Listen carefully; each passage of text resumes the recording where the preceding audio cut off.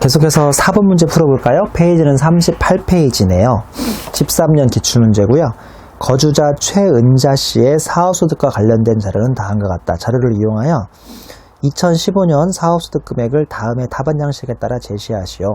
당기순이익에 가산하는 항목의 경우는 플러스로 차감하는 경우는 마이너스를 세무조정 금액 앞에 제시해야 돼. 예를 들어서 뭐 플러스 10만원 이런 식으로요. 한 항목에 들 이상의 가산 또는 차감이 있는 경우는 서로 상계해버려서 그 상세효과만 보여주지 말고 각각을 제시하라고 되어 있네요.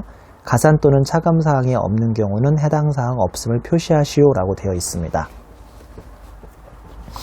양식이 좀 독특하군요. 당기순이익부터 주어지고요.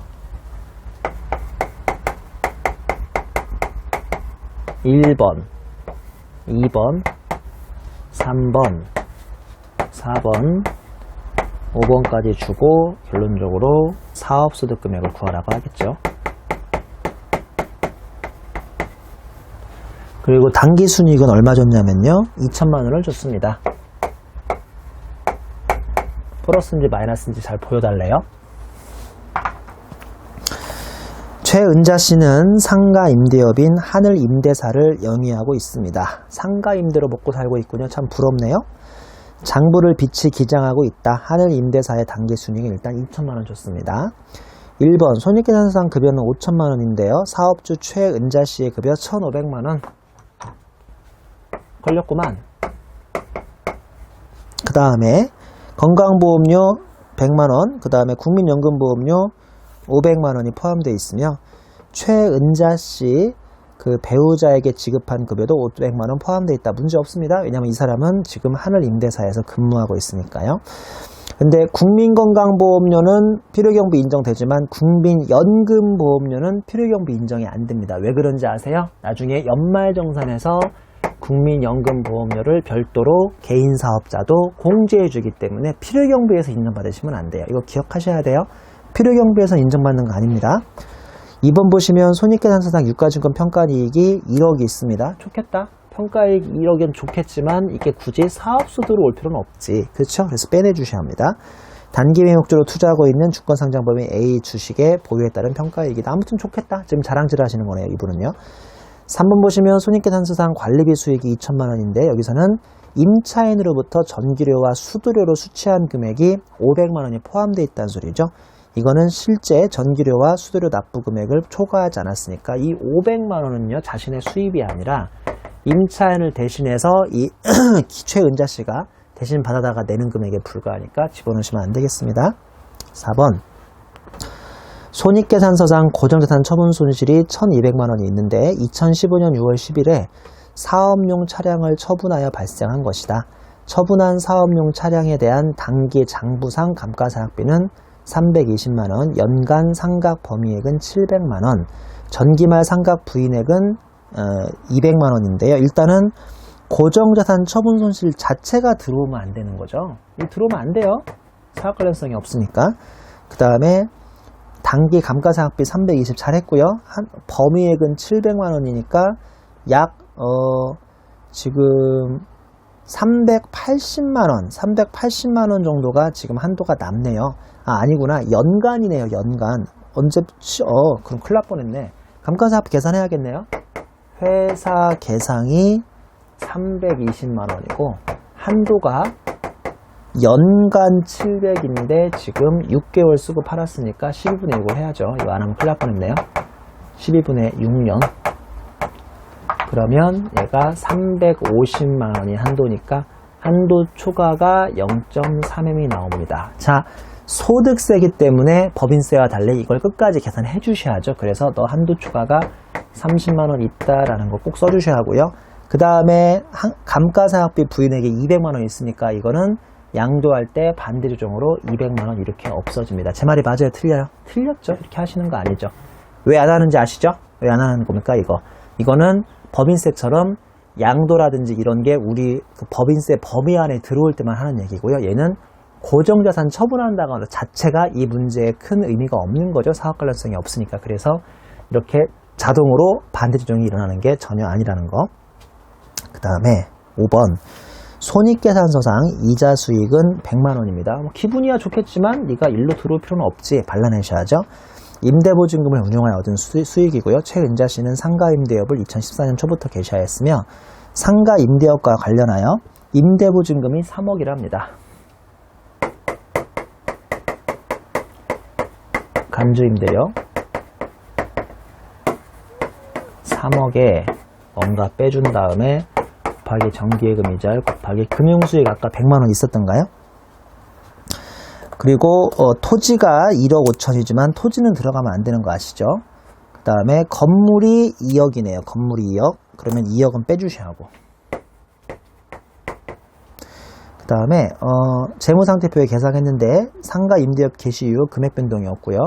퍼센트는 5%. 즉 한마디로 똑같은 금액이 지금까지 유지됐으니까 적수는 구할 필요 없다는 소리죠. 그러면 1억에 5%니까 500만원에 이게 400만원이 되겠군요. 그럼 여기다가 400만원을 더해 주십니다. 그러면 전체적인 사업소득 금액은 이분 신기하네요. 마이너스 5,030만원으로서 올해는 결손이 발생합니다. 나중에 5장에서 배웠겠지만 이 결손금은 다른 소득과 통산을 할 수 있죠. 이분이 결손금이 나온 가장 큰 비결은 요거겠네요. 유가증권 평가이익이 단기순이익에 들어가 있으니까 그걸 뺐더니만 무려 1억이 훅 날아가죠. 자, 이번에는 우리 46페이지 7번 문제를 풀겠습니다. 사업소득의 추계결정이 나오고 있는데요. 이거 죄송합니다. 왜냐하면 우리 스마트세법에서의 추계결정은 저기 뒤에 11장에선가 나오거든요. 근데 세무회계에서 추계결정이 미리 나왔으니까 미리 한번 설명을 드리죠.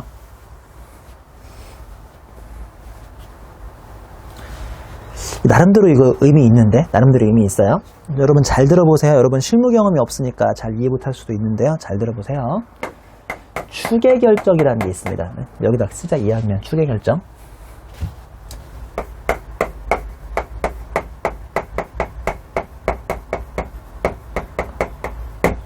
아시겠지만 추계는 추정하여 계산한다의 약자죠. 제가 법인세부터 줄곧 뭐라고 했냐면 얘들아 추계는 안 좋은 거야 뭐 이러지 않았었어요. 추계는 추정하여 계산한다 약자이기 때문에 장부나 증빙이 없이 1년 동안 멍 때리고 있다가 즉 세금 신고도 못할 뻔했다가 막판에 극적으로 야 너 추정이라도 해라고 해서 국세청이 세금을 결정해 주는 것으로서 원래 세금 결정은 국세청이 하는 게 아니라 누가 해야 돼요? 사업자 본인이 자기 자신이 스스로 해야 하는 거잖아요. 그러니까 우리나라는 신고 납부 제도가 있는 거 아닙니까? 이게 그게 아니고 멍하니 있다가 국세청이 야 너 세금 내라고 하면 그때 내는 겁니다. 근데 제가 지금까지 항상 이걸 부정적으로 설명했는데 소득세에서 추계는 상당히 좋아요. 왜 그런지 아세요? 제가 진짜 재밌는 사례 하나 설명해 드릴까요? 제가 항상 죄송한데요. 이게 세무얘기다 보니까 제가 사례도 풍부히 설명 못하고 있고 재밌는 얘기도 못하고 있는데요. 세법개론 같은 거면 제가 재밌는 얘기 되게 많이 해드리고 아주 막 유쾌하고 재밌게 강의하는데 죄송하지만 세무얘기는 그렇지 못합니다. 제가 그래도 사례 하나만 설명해 드릴게요. 얼마 전에요. 5월 달에 종합소득세 신고하는데 즉 2014년 1월 1일부터 2014년 12월 31일까지 장사한 개인사업자들이 이번 5월 달에 종소세 신고하는 거잖아요. 얼마 전에 누가 저한테 연락이 왔어요. 제가 참고로 작년 1년 동안 지금도 하고 있는데 지마켓 있죠? 지마켓이나 우리 옥션 이 같은 회사거든요. AUC죠. 옥션이 같은 회사예요. 같은 회사. 이게 지금 소위 이베이라는 회사에서 운영하고 있는데요. 여기서 1년 동안 제가 강의했어요. 한 달에 한 번씩. 여기에 지금 판매자 여러분이 그 주문하면 클릭하면 물건 보내는 그 사장님들 있잖아요. 그분들이 여기에 등록되신 분만 22만 명이래요. 그러니까 되게 많더라고요. 그러니까 22만 명을 당연히 다 모아놓고 강의하는 건 아니고요. 그 중에 비교적 초보자들, 신규로 이 지마켓 옥션에서 물건 팔고 싶은 분들이 와서 제 강의를 듣는데요. 얼마 전에 어이없는 연락이 왔죠. 저기 회계사님 제가 작년에 강의 들었는데요. 이번에 종소세 신고를 처음에 하는데 정말 어떻게 하는지 모르겠어요. 그래서 내가 그러면 우리한테 지난 1년 동안 혹시 장부 작성했냐고 하니까 당연히 장부는 작성 안 했죠. 저희가 복식부기를 어떻게 알아요? 그러면 그러겠네요. 그러면 혹시 증빙 받아놓은 거 있냐고 하니까 증빙 받아놓은 건 있대요. 즉 영수증 받아놓은 건 있대요. 그게 필요요금비 인정받는 거니까. 그래서 제가 보내라고 그랬어요. 사무실에. 그랬더니만 보냈는데요. 어이없더만 1년 동안 놀라지 마세요. 1년 동안 매출액 그러니까 지마켓 옥션에서 판매한 매출액 그러니까 세법에서는 매출액이라고 안 하고 뭐라고 부르죠? 수익금액이라고 하잖아요. 총 수익금액. 우리 마르고 닳도록 배웠잖아요. 놀라지 마세요. 이분의 이 사장님의 1년 동안 지마켓 옥션에서의 총 수익금의 매출액이 무려 1억 5천이 아니라 150만원. 이거 멍미. 그러니까 한 달, 하루 150만원도 아니고요. 한 달 150만원도 아니고 1년 동안 150만원 판 거예요. 그러니까 아마 장사 시작한 지 얼마 안 됐나 봐요. 그러니까 장사 시작한 지 얼마 안 돼서 정신도 없고 지금 어떻게 할지도 모르겠고 1년 동안 장부도 안 잡았고 아무도 안 한 거예요. 그럼 이 사람이 뭔 세금을 내겠습니까? 그게 바로 추계입니다. 그러면 내년 5월 달에 종합소득 신고할 때 야 너는 장부 필요 없어. 금액이 너무 미미하잖아. 자 다시 한번 정리합니다. 지금까지 제가 추계라 하면 항상 강의 시간에 이 나쁜 놈들아 네가 장부를 안 만들었으니까 국가가 추정하지라고 했는데 소득세는 그렇지 않아요. 소득세는 어쩔 수 없는 신규 사업자거나 매출 규모가 너무 작은 사람은 이런 사람들이 복식부기를 하겠습니까? 그래서 그냥 내년 5월 달에 그냥 추정해요. 선생님 아무리 이 사람이 장부를 안 만들었고 안 잡았으면 매출액 1년 동안 총수익 금액이 150만 원인 건 어떻게 합니까?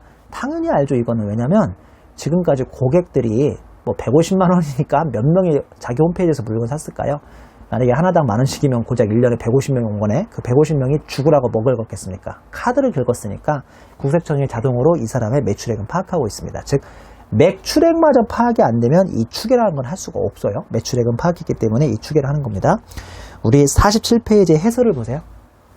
47페이지 해설 보시면 양가로 1번에 단순경 비율하고 양가로 1번에 기준경 비율이 있는데 단순경 비율이 조금 더 못 사시는 분입니다. 그러니까 더 매출액이 낮으신 분이에요. 2번은 기준경 비율은 그보다 조금 매출액 높으신 분이거든요. 이 두 가지로 나눌 수 있어요. 단순경 비율도 기준경 비율도 다행히도 미니멈으로 이 사람의 사업소득 금액을 결정해 줍니다. 자, 그냥 둘 중에 하나만 외우세요. 우리 단순경 비율만 외우시면 돼요. 단순경 비율 1번 수익 금액은 이때니까요. 수익 금액. 수익 금액에 마이너스 이 수익 금액에서 몇 퍼센트를 빼준다 곱하기 단순경 비율 퍼센트를 빼준다. 여러분 놀라지 마시죠. 아까 금방 그분 지마켓 옥션에 이 소위 도소매업자라고 하는데 단순경 비율이 국세청 사이트에 의하면 91% 나옵니다. 한마디로 이분은요 자기 매출이 150만 원인가만 확인되면 장부를 잡았든 안 잡았든 내년 5월 달에 150만 원에 무려 몇 퍼센트를 빼준다? 91% 빼준다니까요. 그러면 한마디로 자신의 사업소득 금액은 9%밖에 안 잡히니까요. 약 15만 원의 9%면 13만 5천 원밖에 사업수익 금액이 안 잡히죠. 너무 간단하죠. 이렇게 신규 사업자거나 아니면 매출액이 얼마 안 되시는 분들은 이렇게 단순경 비율 막 90%까지 빼줘요. 업종에 따라서 아주 간단합니다. 자, 자기는 그래도 15만 원도 너무 많다고 생각한다. 13만 5천 원도? 그럼 2번 하시면 돼요. 2번. 2번은 어떻게 하는 거냐면요.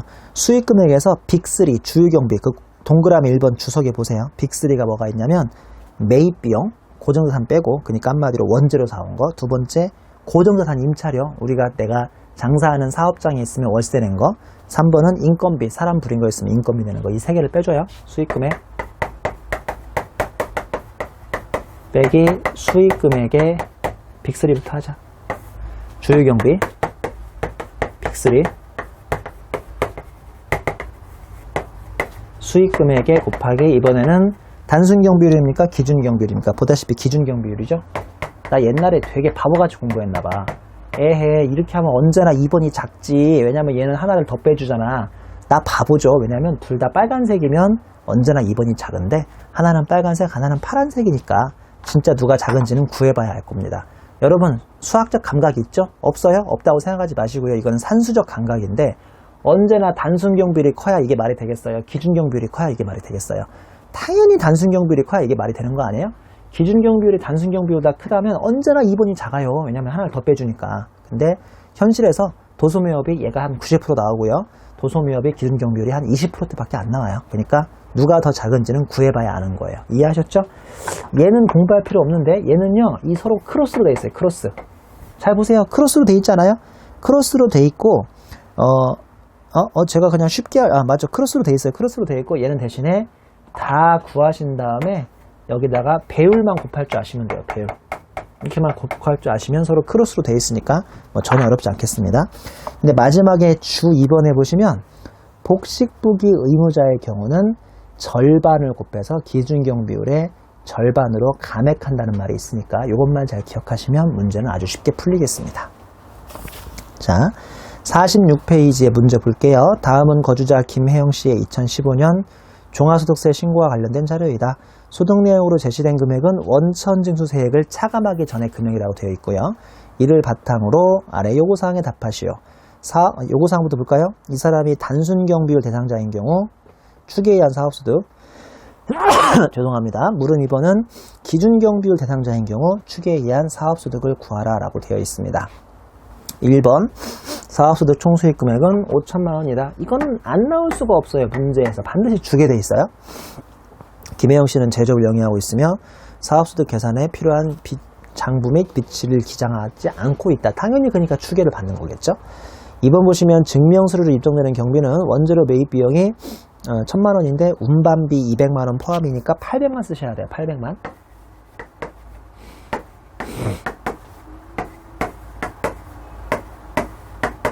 800. 그 다음에 사업용 건물 매입 비용 안타깝지만 고정자산의 매입 비용은 들어갈 수가 없습니다. 사업용 기계장치의 임차 비용은 들어가죠. 임차료니까. 그 다음에 종업원 급여는 1,000만 원 들어갑니다. 그 다음에 기부천사구나 기부금 800만 원, 통신천사구나 통신비 100만 원 안 들어갑니다. 전혀 들어갈 수가 없어요. 그리고 3번에 보시면 2월 결손금 1,500만 원, 그 다음에 14년에 2월 결손금은 1,000만 원이 있습니다. 그리고 추계를 해버리면 2월 결손금 써볼 수가 없는 거 아시죠? 4번에 보시면 2015년도에 기준경비율은 10%밖에 안 나와요. 그 다음에 단순경비율은 60% 나와요. 결론적으로 양가로 1번은 간단하게 2,000만 원 나오고요. 양가로 2번은 2,200만 원 나옵니다. 그래서 단순 경비율 업자하면 2,000만 원 나오고요. 이게 이제 기준 경비율 업자면 이쪽으로 내려와서 배율 곱해야죠. 이 사람 배율은 2.4배로 가정한다고 되어 있어요. 2.4배. 그러면 이거 이쪽으로 내려와서 곱하기 그러니까 2,000만 원에 2.4배를 해버리시면 4,800만 원까지 나오네요. 4,800까지. 이 사람은 일로 데려오시면 되는데요. 그러면 똑같이 2,200이 나옵니다. 가 아니라 그때는 기준 경비율에 이제는 절반을 곱하기 때문에 이렇게 하면 이 문제는 지금 그럴 필요가 없네요. 이분이 지금 복식부기 의무자라는 말이 없으니까 그럴 필요 없이 그냥 이거 절반 할 필요 없이 이대로 그대로 가져오면 또 2,200이네요. 둘 중에 작은 금액은 2,200만 원이 됩니다. 1번에 단순 경비율로 구하시면 2,000만 원, 2번에 기준 경비율로 구하시면 2,200만 원이 되겠습니다. 간단하죠? 아이디어만 잘 가지고 있으면 전혀 어려운 접근은 아닐 것 같습니다. 자, 여기까지 해서 사업소득 마무리하고요. 이제부터 챕터 4에 있는 근로연금 기타소득 페이지 35페이지로 넘어가겠습니다. 35페이지에 스마트세법 보시면요. 4.1에 근로소득이 나오고 있죠. 우리 전통적으로 근로소득이 1차 시험보다는 2차 시험 계산 문제에서 더 많이 출제가 되고 있고요. 그리고 다행히도 이 근로소득이 출제가 돼도 문제 수준은 그렇게 어렵지 않게 출제가 되고 있습니다. 1점에 보시면 근로소득의 범위인데요. 제가 좀 독특한 거 몇 가지만 찍어드리겠습니다. 일단은 양가로 3번의 인정상여죠. 아까 인정배당 배운 것처럼 근무적인 법인에서 입금산이 부당행위 100 상해로 처분된 금액 같은 경우가 구체적인 인정상여겠고요.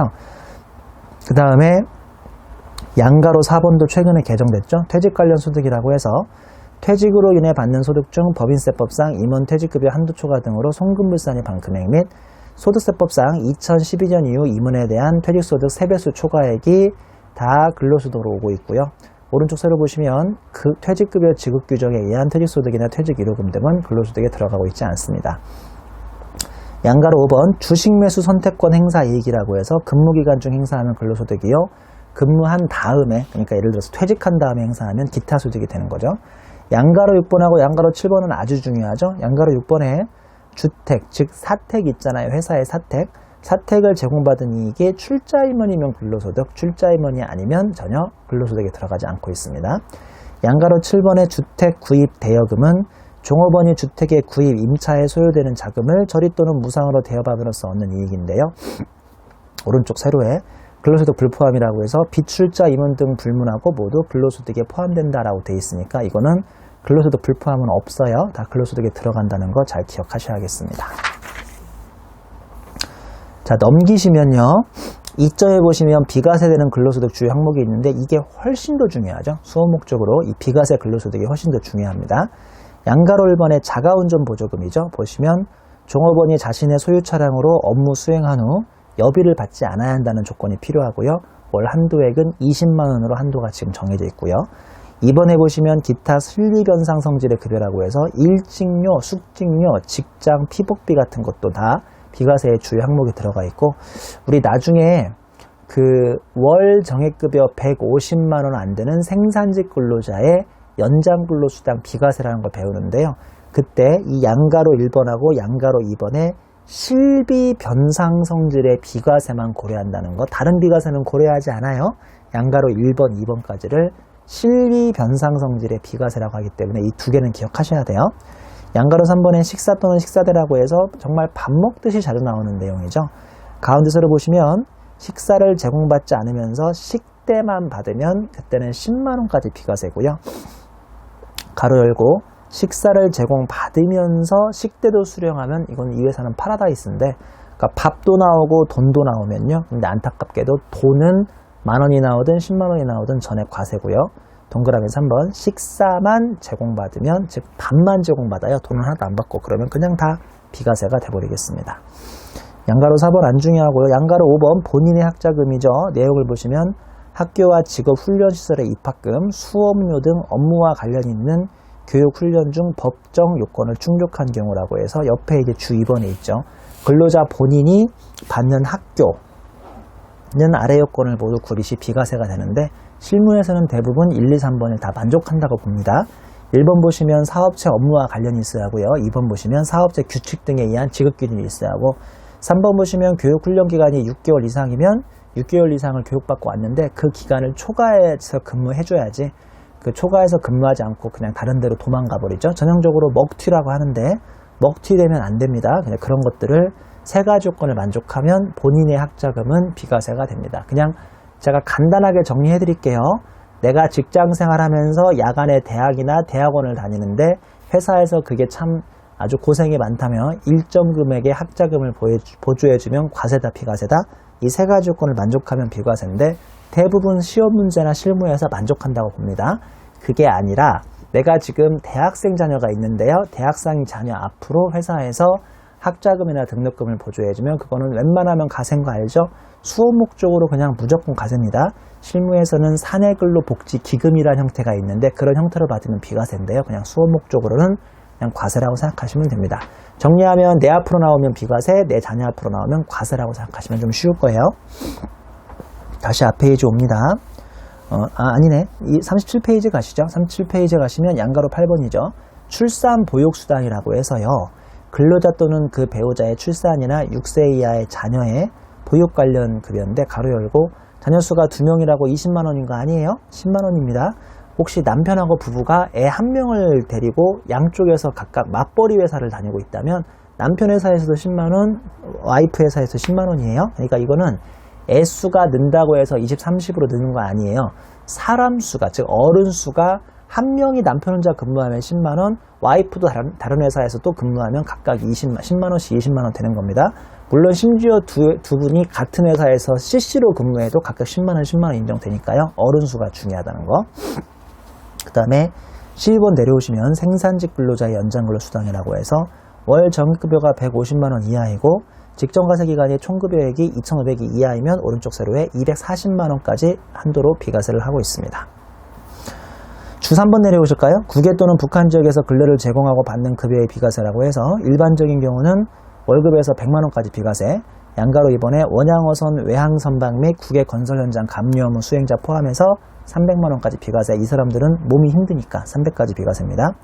양가로 3번에 국외 등의 지역에서 근무하는 공무원, 대한무역투자진흥공사, 한국관광공사, 한국국제협력단 종사자는 국내에서 근무하는 것보다 초과해서 받는 금액이 다 비과세.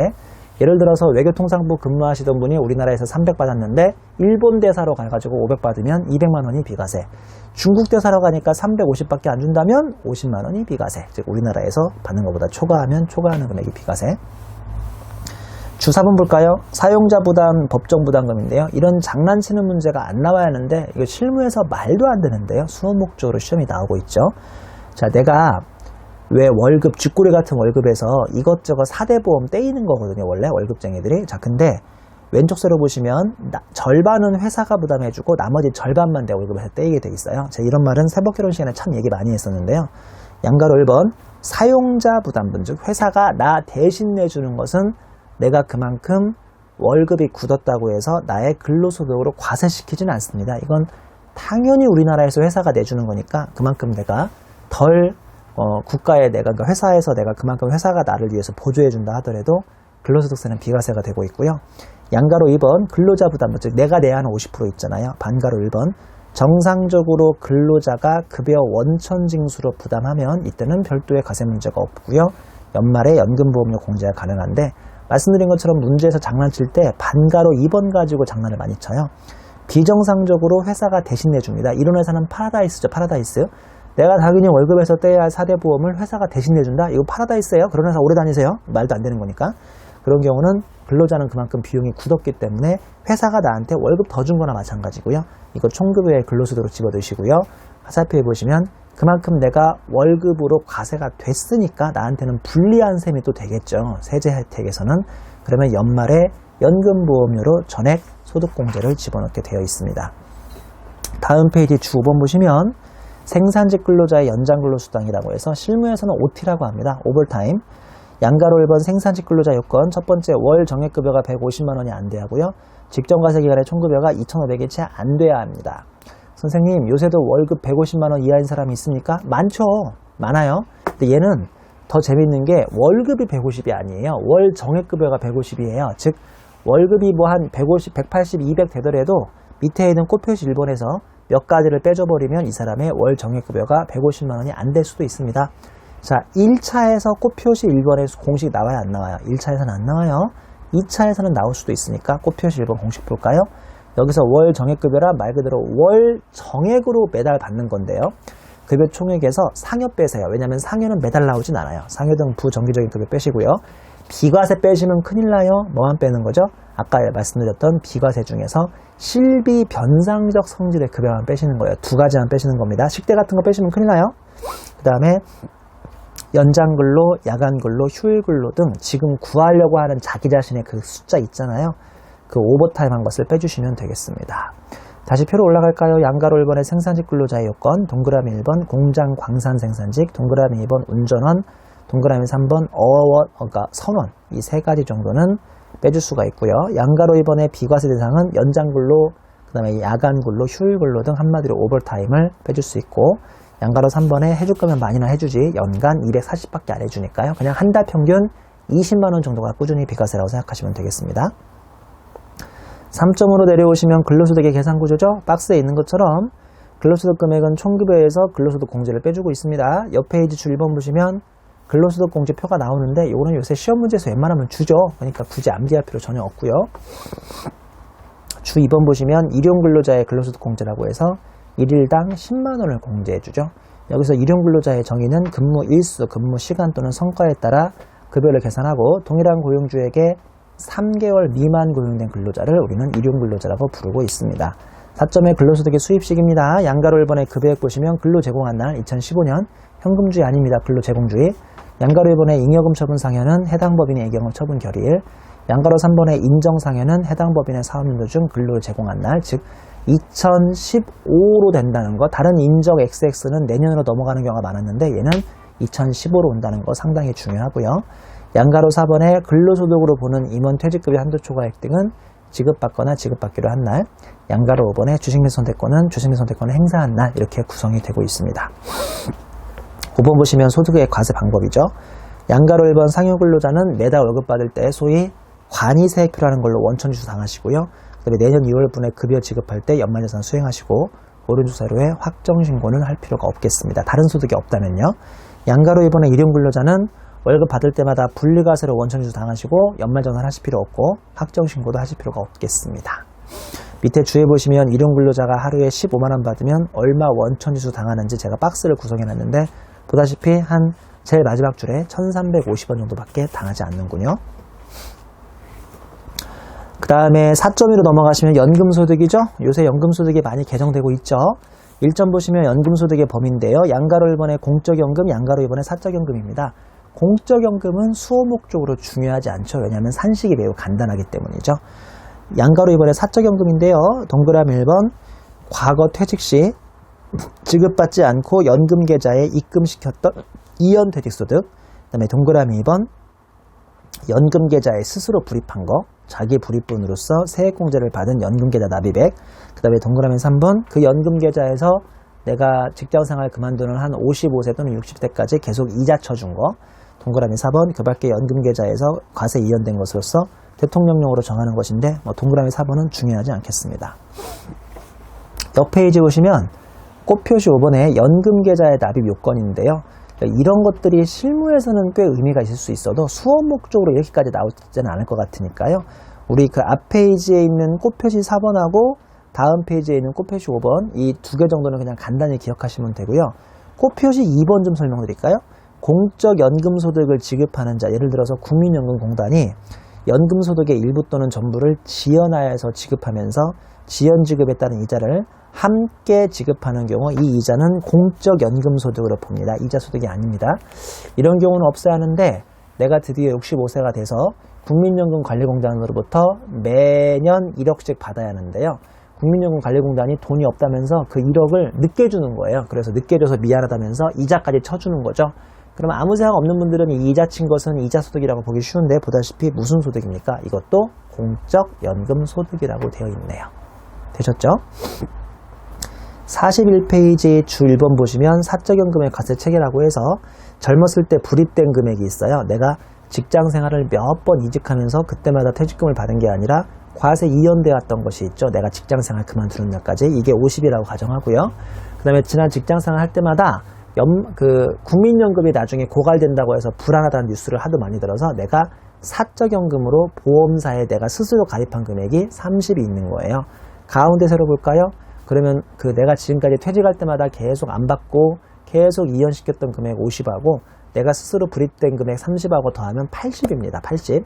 이거 가지고 다행히도 삼성생명 펀드 매니저가 이자를 약 20을 붙여준 거예요. 그러면 이 가운데 박스에 지금 내가 나이 들어서 받을 수 있는 금액은 총 얼마인 거죠? 총 이 100이 생긴 거죠. 자, 이제 오른쪽 세로 보세요.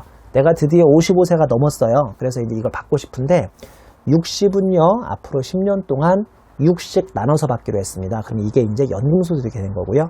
그게 아니라 40은 사업자금 등이 필요해서 내가 나이 들어서 치킨집 하려고 사업자금 등이 필요해서 한 번에 받아버렸죠. 이걸 소위 연금 외수령이라고 하죠. 그러면 이 연금 외수령 40은 아까 5대 3대 2로 돈이 들어갔으니까 그거 5대 3대 2로 나눠가지고 각각 퇴직소득, 기타소득, 기타소득으로 과세를 하고 있습니다.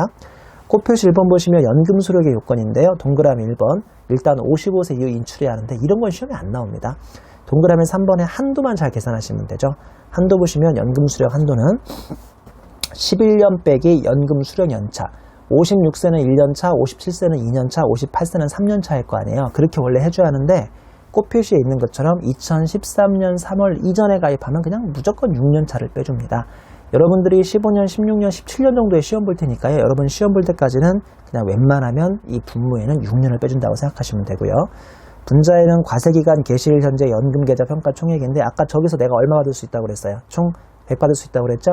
11 빼기 6분의 100이에요. 즉 5분의 100이니까 1년에 20씩 받을 수 있는데 거기에 1.2배로 곱하니까 1년에 24씩 받는 것은 한도 초과가 있다 없다? 없습니다. 한도 초과하시면 안 돼요. 한도 초과하시면 연금의 수령이에요. 일시수령이니까 한도 초과하시면 안 되는 겁니다. 꽃표시 2번 연금의 수령. 연금 수령 이외의 인출을 연금의 수령이라고 하는데 이 연금의 수령하면 과세 이연된 퇴직소득은 퇴직소득으로 그 다음에 그 외에는 기타소득으로 과세한다고 되어 있으니까 이거 넘어가시면 안 됩니다. 한도 초과하시면 안 되는 거예요. 우리 다음 페이지 보시면 주 2번에 총 연금액은 다음과 같은 산식을 활용한다고 되어 있는데 일단은 공적연금은 요새 좀 유치해서 시험이 많이 안 나옵니다. 반가로 1번하고 반가로 2번하고 공식이 달라 보이지만 똑같습니다. 이번에 총 수령한 연금액 곱하기 총 납입기간의 환산소득 누계액분의 과세 기준일, 보통 일반적으로 2002년이에요. 공적연금은 2002년부터 과세되고 있으니까 2002년 이후 환산소득 누계액을 곱해가지고 일단은 나의 연금 후보를 구해놓고요. 빼기 과거의 과세 제외 기여금이라고 해서 과거에 젊었을 때 내가 계속 연금 불입했을 때 연말정산 등의 효과를 못 본 불쌍한 금액이 있다면 그 불쌍한 금액을 빼줌으로써 나이 들어서 뭐를 줄여주는 거죠? 연금 소득 금액을 줄여주는 거예요. 과세 조금당 하라고. 과세 제외기여금입니다. 과세기여금이 아니에요. 세금 혜택을 못 받았던 과세 제외기여금을 빼주고 있습니다. 양가로 이번에 사적연금을 보시면 내용에 연금계좌의 소득 원천에 따라 인출 순서라고 해서 1번은 과세 제외금액, 즉 예전에 세금 혜택을 전혀 못 본 것을 먼저 우선순위로 구성해 줌으로써 얘한테서는 연금 소득이 안 나오게 배려해주는 혜택이고요. 동그라미 2번에 이연된 퇴직소득, 동그라미 3번 그 밖에 연금계좌에 있는 금액, 이런 것들로 사적연금의 순서를 채우고 있습니다. 사례 구체적으로 공적연금에 대한 공식 나와 있고요. 사례 2번에도 사적연금에 대해서 지금까지 설명한 것들이 나와 있으니까 한번 풀어보도록 하세요. 그 다음에 옆에 해주시면 2점의 비과세 연금소득인데요. 이 비과세 연금소득은 비과세, 근로소득하고 큰 차이가 없으니까 설명하지 않겠습니다. 3점의 연금소득의 계산구조 마찬가지인데 박스에 보시는 것처럼 연금소득 금액은 총 연금액에서 연금소득 공제를 빼고 있고요.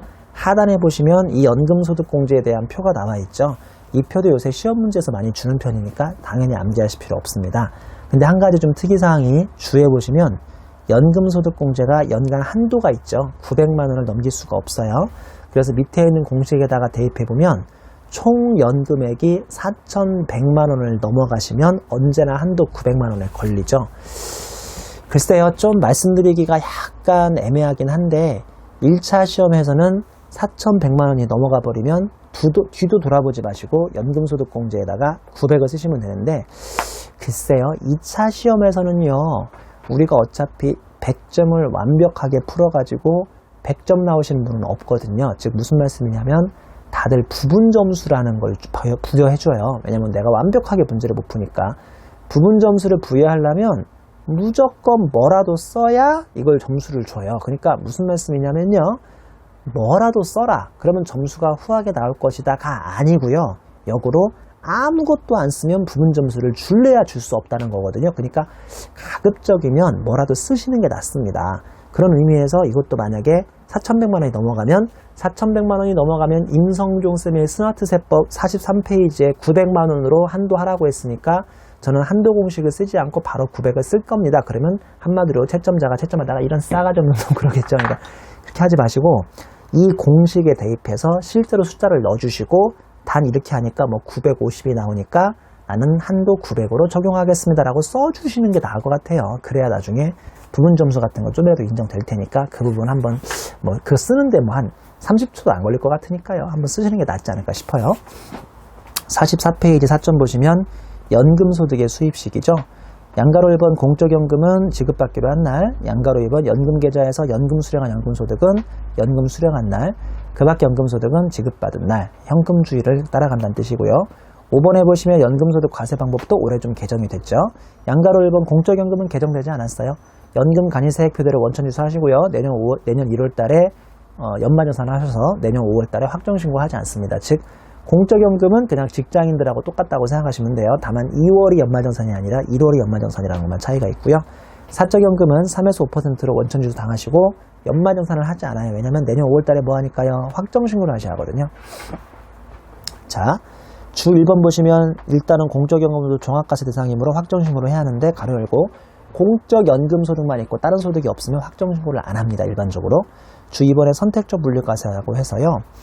사적연금 총 연금액이 무조건 분리과세되는 연금 빼고요. 1,200만 원이 이하가 되면 분리과세를 선택 가능하고 이러면 확정신고의 의무가 없죠. 아마 이렇게 해서 1,200 안 되게 그냥 분리과세 신청으로 끝내버리는 게 나이 드신 분들한테는 유리하겠죠. 세금 계산하고 언제 신고하고 앉아 있겠습니까?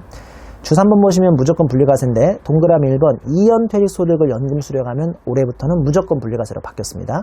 이번에 연금계좌 세액공제를 받은 연금계좌 납입액 및 운용수익을 의료목적이나 또는 천재지변이나 그 밖에 부득이한 일정 요건을 갖추어 연금 계좌에서 인출하면 이것도 무조건 분리과세로 바뀌었으니까 이거 다 좋은 거죠. 이게 다 좋은 겁니다. 주 4번 보시면 사적연금 원천지수세율이라고 해서 70세까지 5%, 80세까지 4%, 80세 넘어가시면 3%고 종신연금은 4%인데요. 2연 퇴직소득을 연금 수령하면 이런 경우는 원래 냈어야 할 세금의 70%까지만 원천지수를 해주니까 뭐 상당히 유리한 규정이겠습니다. 우리 제일 끝에 보시면 연말정산 대상 소득하고 연말정산 시기, 지금까지 우리가 배웠던 것들 다 요약해놨는데요. 사업소득의 간편장부에 해당하시는 분은 내년 2월, 근로소득은 내년 2월. 이게 제일 중요하죠. 근로소득은 내년 2월, 그 다음에 연금소득은 내년 2월. 지금 배운 것처럼 이렇게 해서 몇 가지 연말정산이 있겠습니다. 일단 여기까지 해서 연금소득 마치고요. 잠시 후에 기타 소득을 강의 진행하겠습니다. 수고하셨습니다.